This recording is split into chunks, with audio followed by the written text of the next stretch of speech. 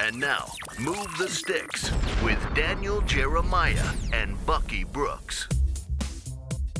What's up, football world? Welcome to Move the Sticks. I'm Bucky Brooks, and stepping in for DJ today is my man Lance Z. Doing the most, representing H-Town. Is going down. Football season is on the horizon. You got things brewing. KD's coming to town. Everything is going up. Beyonce selling out tours everywhere. I mean, look, man, Lance, right now, H-Town's the center of the universe. Yeah, we got a lot. We swept the Dodgers in LA. That was a couple weeks ago. It was. We went 1-5. No we one went cares. 1-5 since then. We went 1-5 since then. So no one cares now. Yeah, we got a bunch of injured players. The Houston Texans.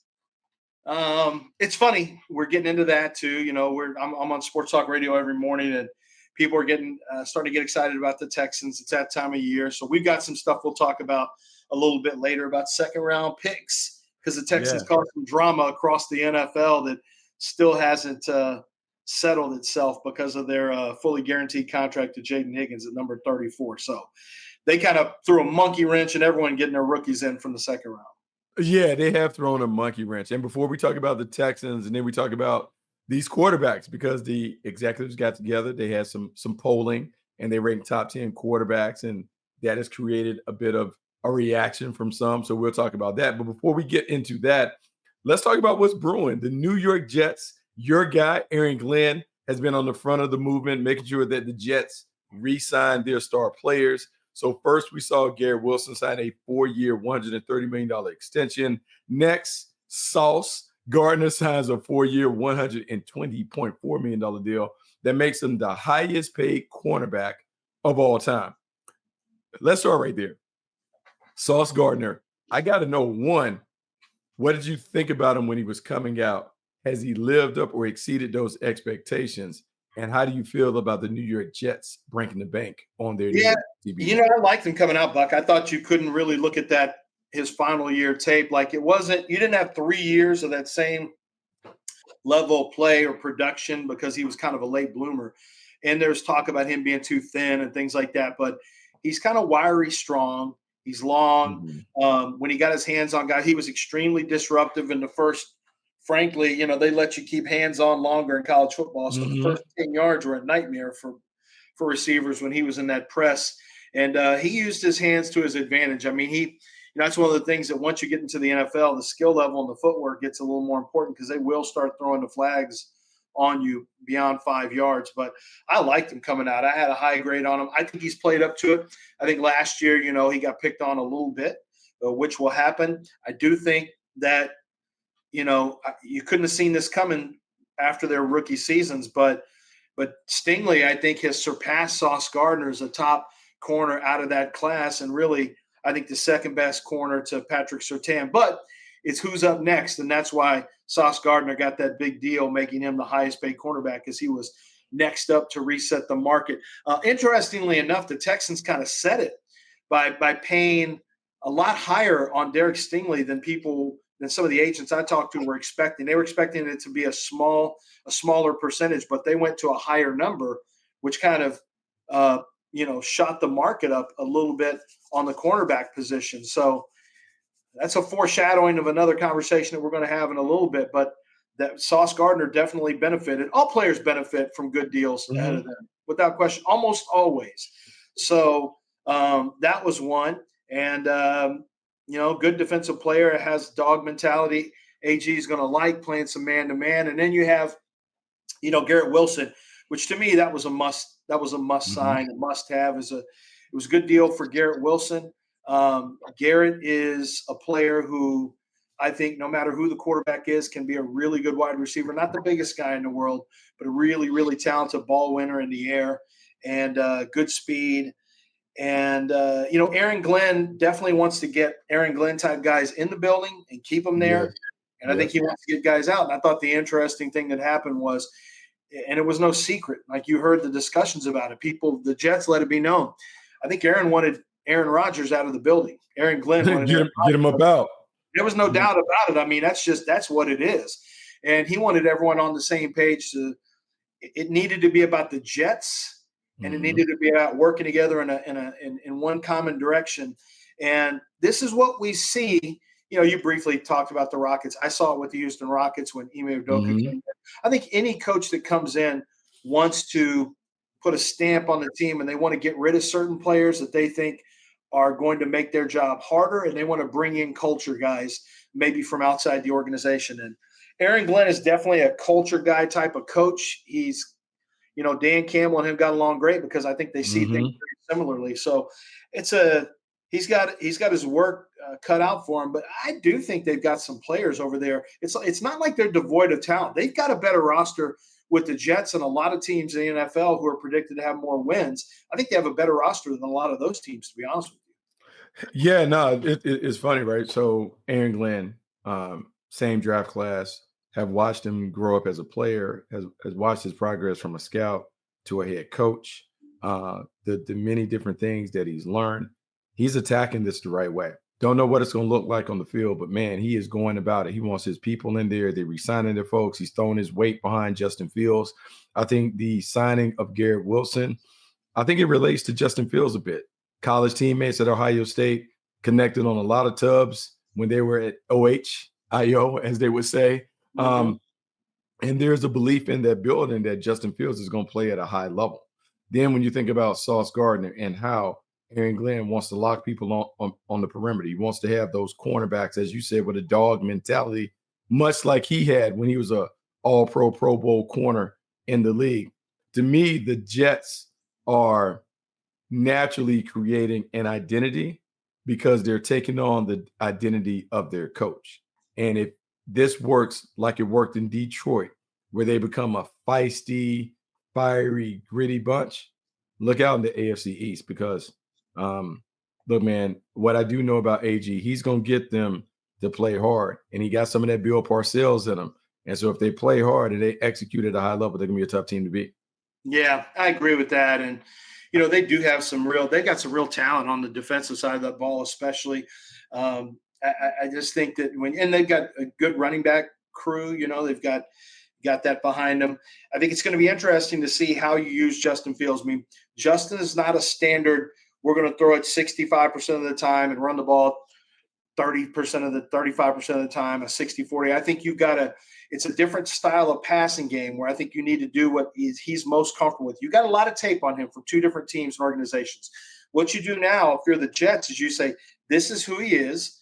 He doesn't do this that well, so we're not going to ask him to do that. He does this well, and let's take what he does well and let's build an offense around that. Because to be successful, I think with guys who are dual threat quarterbacks who are going to be more productive, relatively speaking, as runners and passers, I'm good with that. I'm not here to say you're lesser of a quarterback or more of a quarterback if you can do this or do that.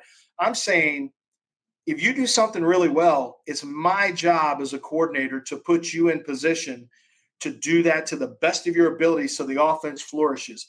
And so we know that Justin is very dangerous with his feet. He can throw the ball a little bit. It's not like he can't throw the ball. We saw him do it at Ohio State. He's had his ups and downs in the pros, but it's just finding the right kind of fit for him offensively that allows the Jets to score more points than they did last year. I mean, it was rough, and I thought the defense didn't step up the way they needed to. Aaron Glenn's going to get that attitude right. You almost had the feeling over the last 2 years with Aaron Rodgers in that building that, and I talked to a couple of people who were in that building, and they just said, it was especially 2 years ago.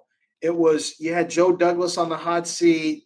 You had an owner who was out of the country and then coming back into the country. It was just you had Aaron Rodgers who was in the building asking for certain players, to come onto the roster that maybe the GM didn't want on there. It was just a mess. It was just a mess.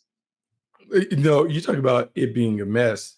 It is one of those things that, like, we love it being a players' league, but everyone has a responsibility and a role. Players play, coaches coach, general managers and executives go about building the team. And while there are levels of partnership, you can't have the players dictating the terms. And to me, what I'm seeing from the Jets is a clear line of delineation when it comes to the hierarchy. Players, we're going to take care of you, but just understand this is above you. And everyone's going to be in compliant. It appears to be one voice. The messaging is clear when it comes to that. And really, in a lot of ways, it reminds me of what DeMeco Ryans did when he took over at Houston.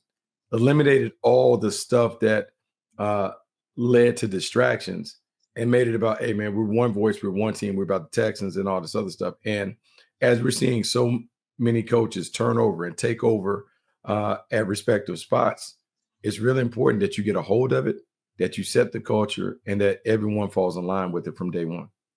Yeah, and doing that, there's different ways. Aaron is a more in-your-face, direct. D'Amico's more of a rah-rah, clap you up, love you up. Look, the Texans roster was a disaster when he came in. You had a few guys who could play a little bit. Obviously, Stingley could. He was there, but he was coming off of a rough rookie season, had injuries. And for the Texans, it was about the combination of Will Anderson, C.J. Stroud, and D'Amico Ryans as a kind of a leadership trio in all three levels, offense, defense, and on the coaching side.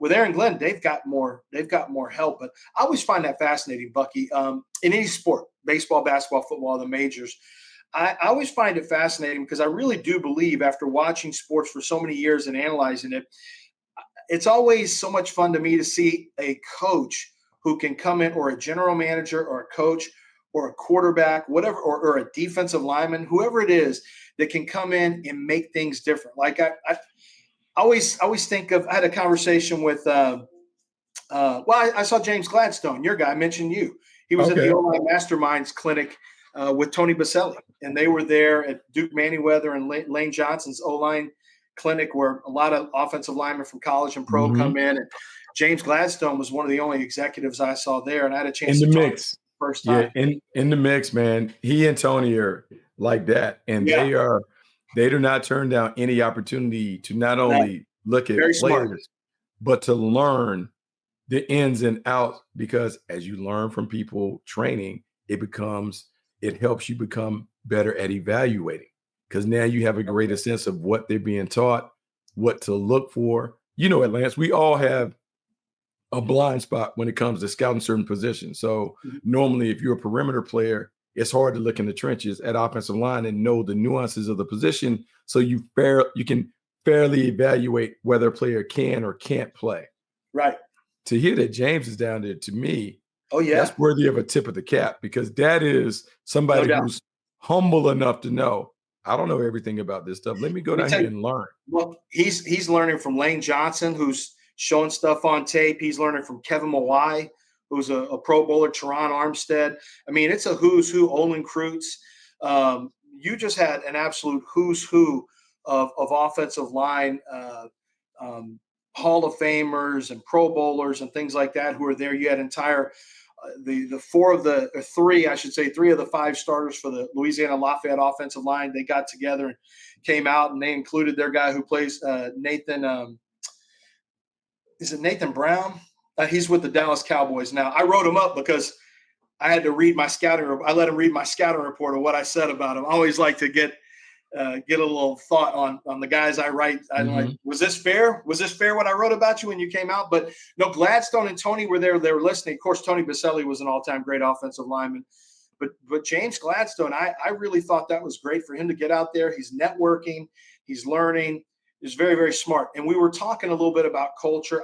I told him I liked that I thought it was great that he came out and said, we're going to swing for the fences with Travis Hunter. Whether it works or not, you're basically saying, this is who we are. And we're going to plant our flag, and we're going to get behind it. We're not going to lay up on a par five. We're trying to get to the green in two. And but to that point, talking about culture, I mentioned the Baltimore Ravens. And I don't think I've ever seen an organization. Now, Ozzie Newsome has a lot to do with this, but I also say Ray Lewis and Ed Reed, Ray's insatiable work ethic and physicality and attitude, and then Ed Reed's instincts and ability to make clutch plays, and then film study, because his film study was supposedly legendary. Those two guys changed a Ravens culture, and to this day, Bucky, I feel like when you say Ravens culture, you still know that it goes back into the late 90s when it was, first begun by Ozzie and Ray and then Ed Reed. Like, it's still Ravens. The Ravens feel like the same team as though Ray just played a couple years ago. Yeah, no, it's funny about that, right? We talk about like player-led organizations and teams and cultures, and the Ravens for so long were synonymous with the saying, play like a Raven. And Mhm. they were revered in scouting circles for their ability to accurately nail the first round in particular, but to find players at every stage of the draft because they stuck to some very, very simple but very difficult principles to adhere to. And, players play, and they've always believed in that. And, I just think it's so great as we're talking about players and as we're getting to this time of year when it comes to the scouting, that we're able to kind of harken back to some of those things that we've learned along the way when it comes to it. And that actually brings me to the big topic that we're going to talk about, which is the executives getting together. ESPN.com had an article that they polled a handful of executives on top 10 players at respective positions. Jeremy Fowler was the one that kind of moderated the discussion, kind of got it going or whatever. And Lance, really interesting discussion when it comes to who's on this list, who ranks on this list, where they rank, and those things. And let me pull it up because it is one of those things that we gotta chat about because it's been all the buzz. There are people mad about this, LZ, and there's nothing more that gets people's goat than to put a list where you put your top 10, you put people out there, everyone doesn't make it, and it goes. So let's start at the top. and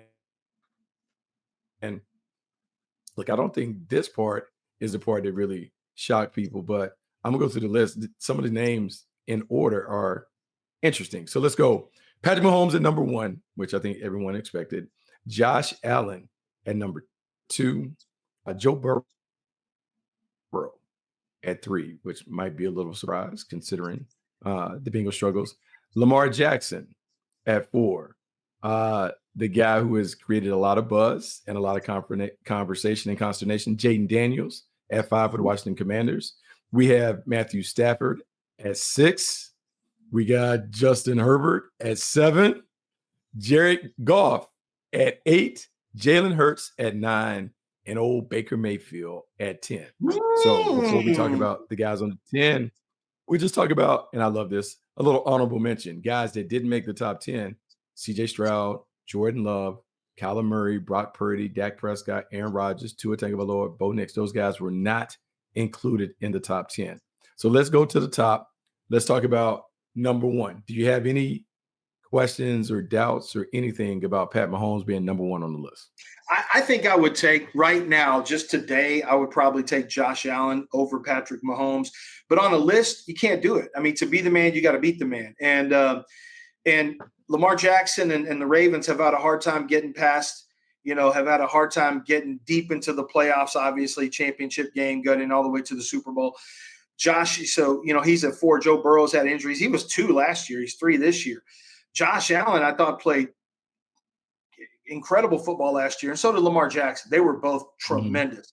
But Josh Allen can't beat Pat Mahomes. Now, I wouldn't say it's necessarily – he's had some games that were really, really strong against Kansas City. But until you knock Kansas City off that pole, I don't see how you can take Mahomes off it. And for me, once I get to Allen, Jackson, Burrow, I think in a vacuum, you can rearrange them however you want to, and you're okay. I will say that Lamar has been healthy for 2 years in a row. Josh Allen is always healthy and always productive and made smarter plays around the red zone last year, which really helped him. And Joe Burrow is a great passer. It's just, he has had some injuries that you have to talk about a little bit. And then the wins didn't materialize, but I think this list shows you that NFL teams don't hold that against him. They hold it against the others around him, the defense most specifically. Do you have a problem with, to me, 2, 3, 4 are interchangeable? And I think you have to put Mahomes 1, even though I'm not sure he's the very best quarterback in football right now. Until we know he's not, I'm not taking him out of 1. Yeah, no, it's interesting. And before we get to it, Lance, I jumped the gun. Let me make sure everyone knows that it's time for Hot or Not, brought to you by Wasabi Hot Cloud Storage. I was supposed to say that at the top, but I got that in, so I want to make sure we did it. And so since we're so hot, it's interesting that conversation you talk about Josh Allen overtaking Pat Mahomes and how quarterback wins matter when it comes down to shootouts. And Josh Allen simply has not been able to knock out Pat Mahomes when it matters. We can blame his defense. We can blame a bunch of different things. But at the end of the day, we treat quarterbacks like pitchers when we hand you the ball, you ultimately decided for the win or the loss. You get it until he's able to knock off Pat Mahomes. He's going to have to be the runner-up. Now, what about Joe Burrow at 3? I know Joe Burrow has gone to a Super Bowl. Joe Burrow, when he has his full complement of weapons, look, man, there's no doubt that he's one of the best in the game. But we have Joe Burrow over a 2-time MVP, and some would say what should be a 3-time MVP in Lamar Jackson. Let's talk about that debate. Joe Burrow, Lamar Jackson. Is it right that he is over top of him? I think it just shows. I would not say it's right necessarily. I would think it shows that the NFL still has a bias towards an elite pocket passer as opposed to an elite dual threat quarterback.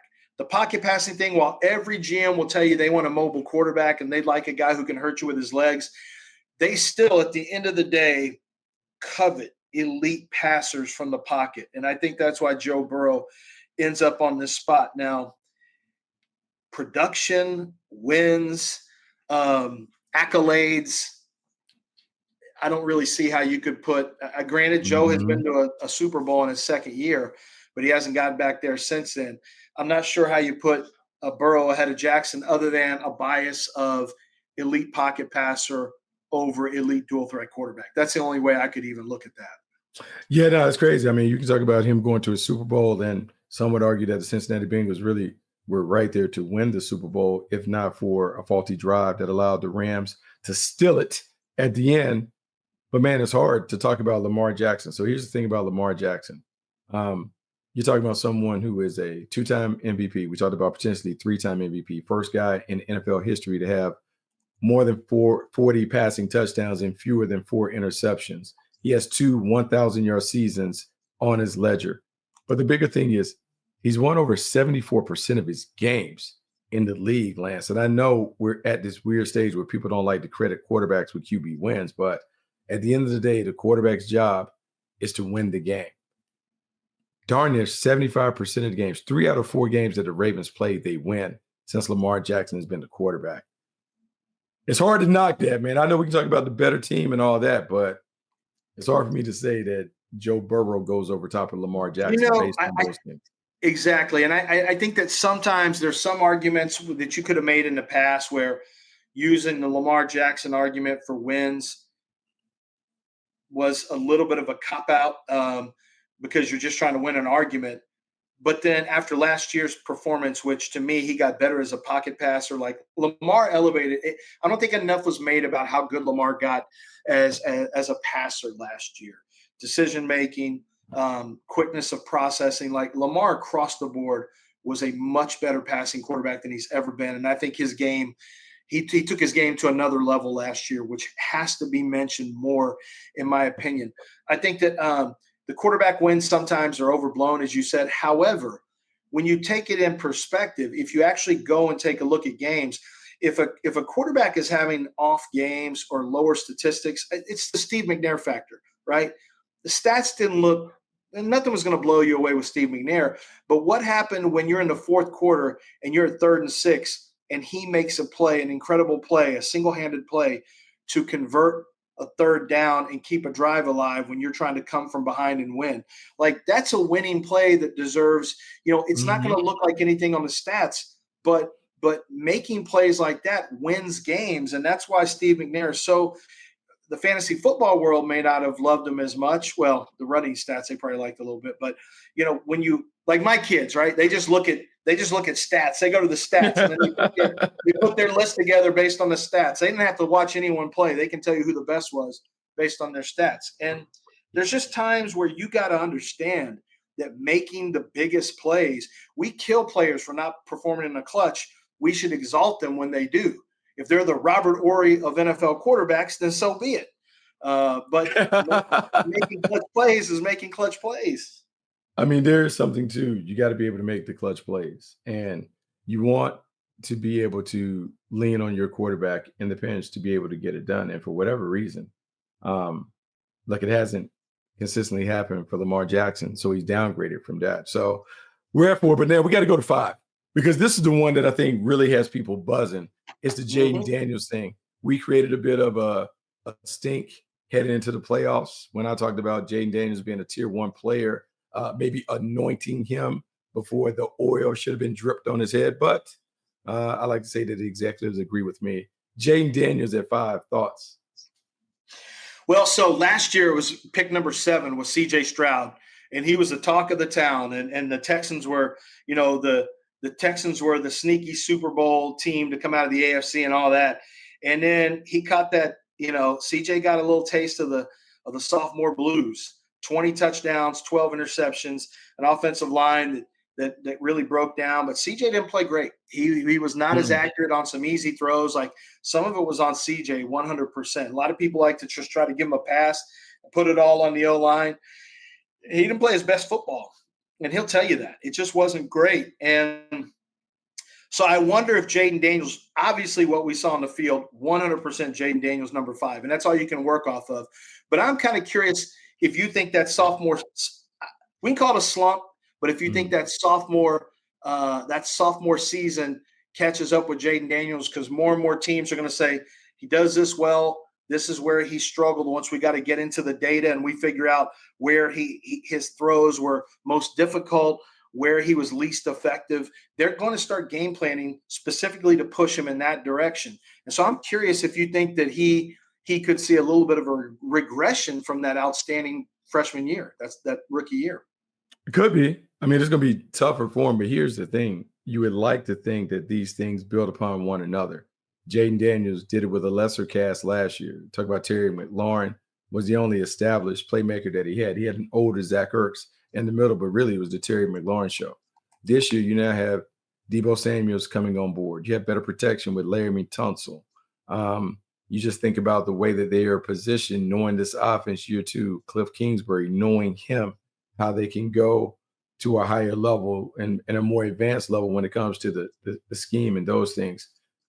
To me, man, it's hard for me to imagine the Washington Commanders taking a step back because they're a better team. But we know it's not played on paper, but I don't foresee a sophomore slump in his future, just given the upgrades that they put around him. Yeah, I would agree with you. And I think his game is like where CJ Stroud is not as mobile. And when he's actually being more mobile, he gets into a groove a little bit better. Jayden Daniels, to me, I mean, even if he gets rushed, he's still going to make big plays. So I'm kind of with you. As long as he doesn't turn it over and as long as there's no bickering, as long as the contract stuff doesn't cause that team to short circuit a little bit, which I don't think that will be the case. I think they'll get something done with McLaurin. I have a hard time believing that he kind of drops off like CJ did a little bit. CJ Stroud, of course, was an honorable mention. Matt Stafford's 37 years old, Bucky. His pitcher, he was a battery mate in high school, or was it high school or when they were youth baseball?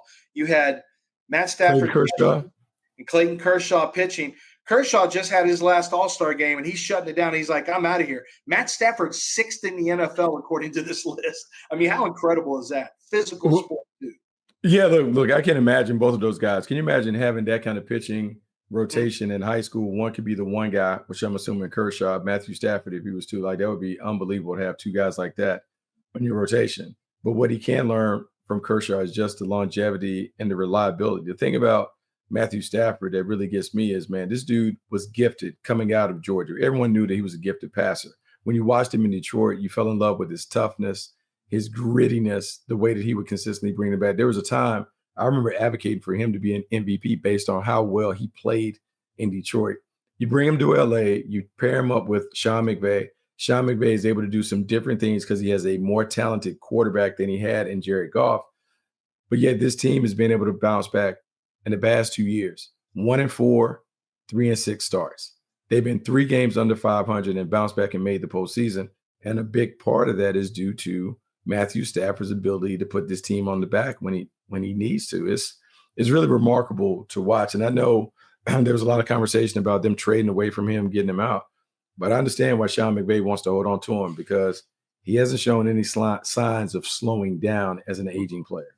No, I mean, and I think Aaron Rodgers shows you, like, Matt Stafford's game, I don't really, as long as his arm health is okay, I don't see why he can't go to age 39 or 40, to be honest with you. And that's why he's number 6. I mean, year in and year out, this guy is productive, talented. He's very talented. We talk about arm talent. Matt Stafford is a great example of what it looks like. Your guy number 7, Justin Herbert, I should say Money's guy, and DJ's guy, with the guys who call the Chargers games, Justin Herbert. So here's a fuss.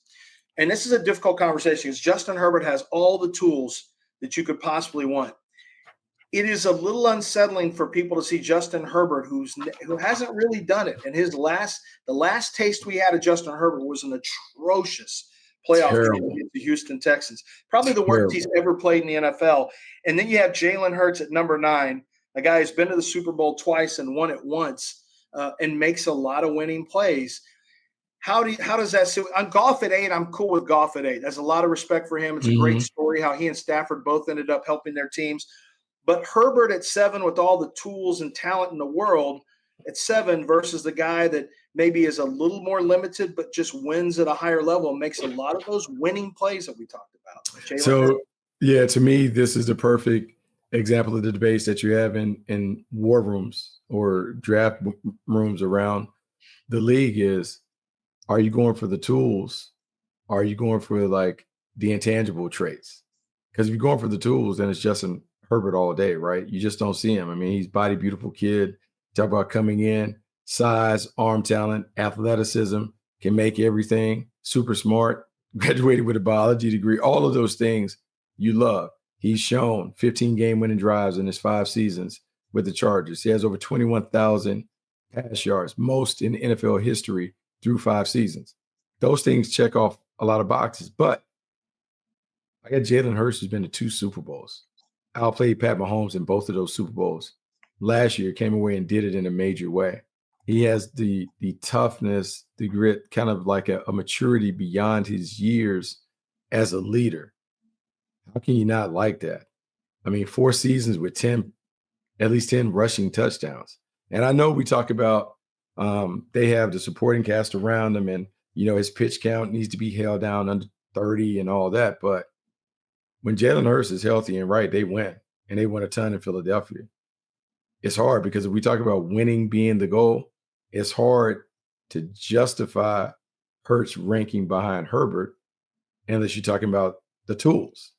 And the tool belt that Justin Herbert might be bigger and better, but it certainly hasn't been a better overall result for Herbert and the Chargers right now.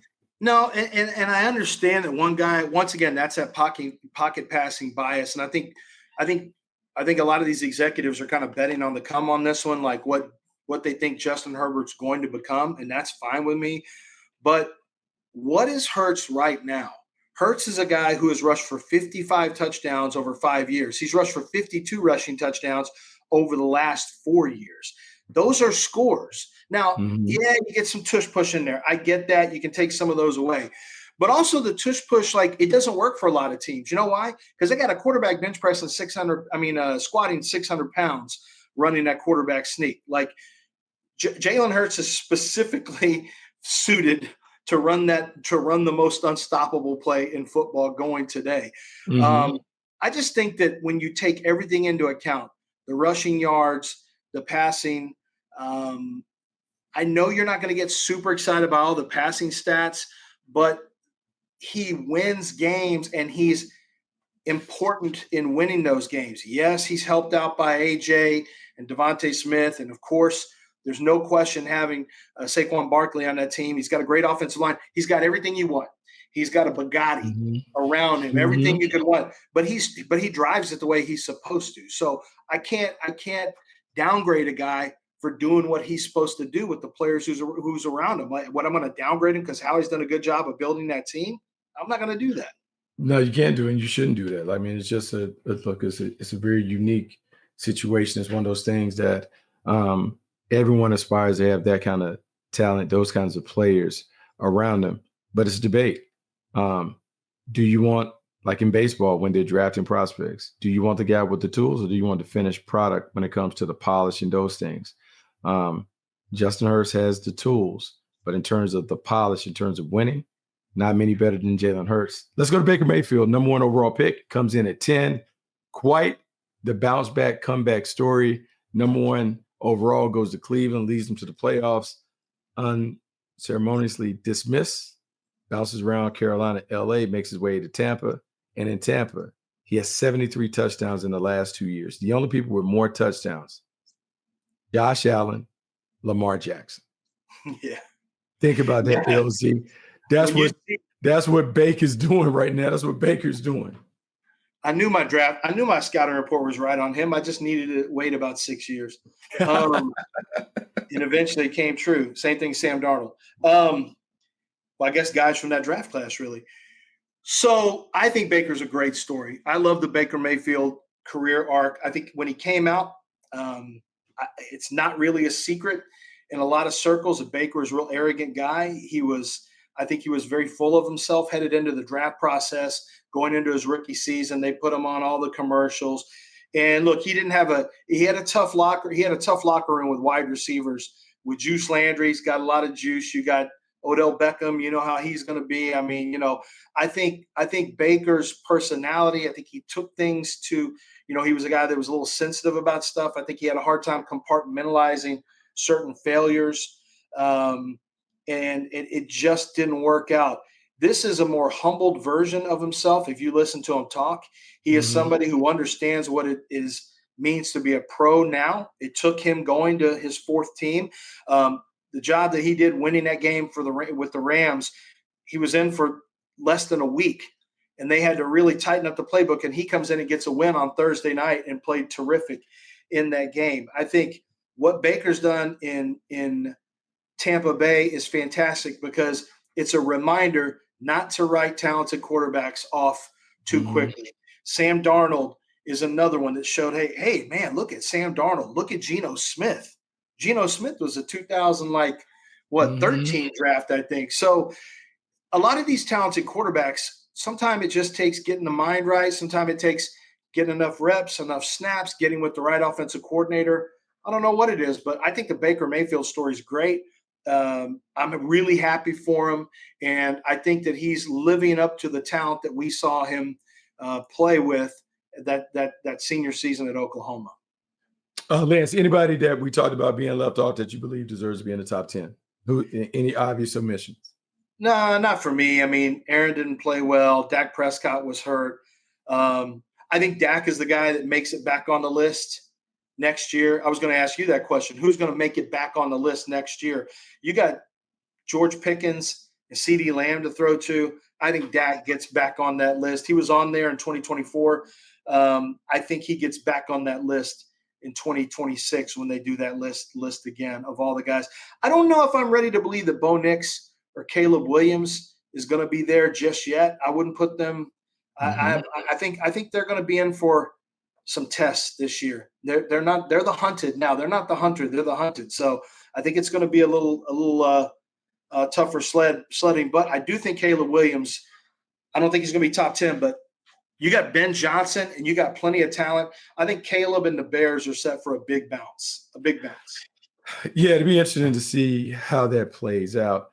That was this week's Hot or Not segment brought to you by Wasabi Hot Cloud Storage. Store more and do more with your data. Try them for free at wasabi.com. Lance, before we get out, there's some buzz in the league about these second-round picks. A bunch of second-rounders were not signing their contracts. You've talked to some people. What's the deal?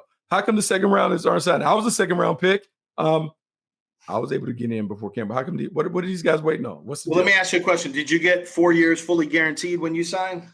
No, but I need my reparations. I need that. I can use that right now. If that was guaranteed right now, you need NIL too. You need some NIL. It's a rev share. I need all of that. They need to pay that back for all the old timers. I need some of that. That's right. So the Houston Texans would pick 34, Jayden Higgins. They liked him so much that they just said, look, we're just going to guarantee the whole, we're guaranteeing like high 80% anyway with these picks. We're just going to guarantee the whole thing. That little move caused a massive those shock waves. What do y'all call them when there's an earthquake? You get the little tremors, right? The tremors. Aftershocks. Yeah. So that caused the aftershocks around the second round because immediately the pick before him, Carson Schwarzenegger, he signed. 33 had no choice. Now the Browns had to give him a fully guaranteed deal as well.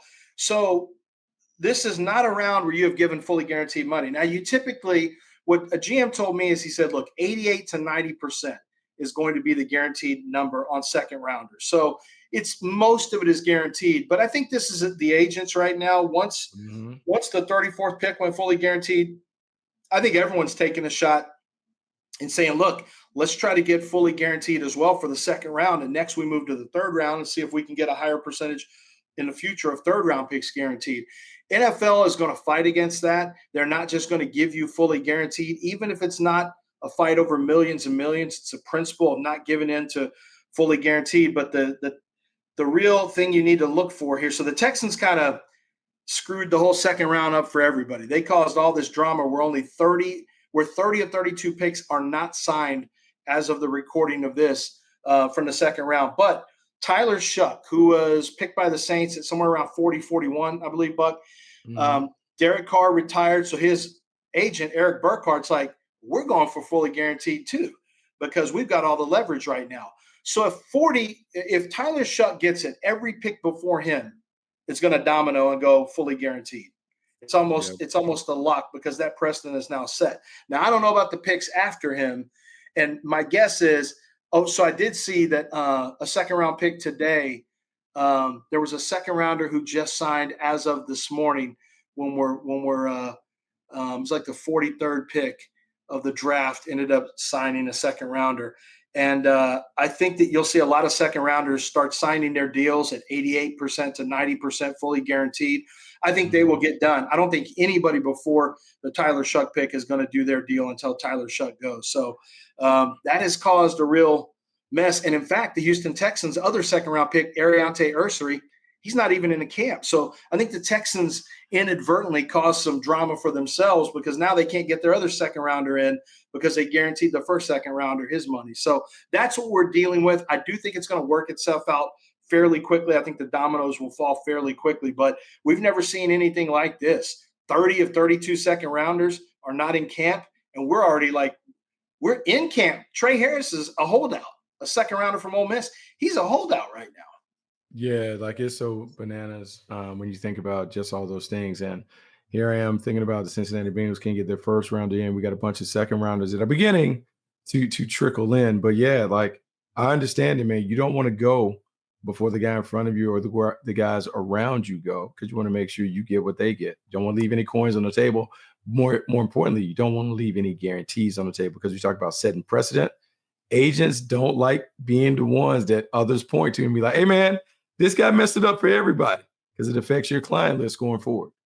Yeah, and no, exactly. And I think that's something a lot of people don't understand is that these Tyler Shuck, by the way, is a 40th pick. These agents, I mean, their relationship with future players, the ability to sign, the ability to show out and say, look what I did for my client, or be negative recruited against that. He couldn't even get a guaranteed deal. And look what we did for our second round client. So the agents have a dog in a fight in this one too. They're paying attention to this because they're trying to win theirs as well. Alfred Collins was the pick who signed the 43rd pick. Actually, 4 picks have signed now. Shamar Turner with the Bucs signed.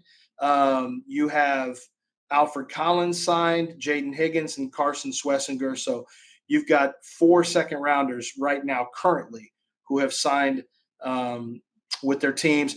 And now that 43 goes, Alfred Collins, I think, Bucky, we'll start seeing a lot of the second rounders start coming in. Yeah, no, I think we'll start seeing that stuff. It's funny, man. Sometimes it takes deadlines to make deals, and we're at the deadline with training camps opening up around the league this weekend. So we're seeing more of these guys trickle in. Lance, man, this has been great, man. I love having you on. It was great. So glad you were able to join Move the Sticks. Way to hold it down for H-Town, my man, Lance Z.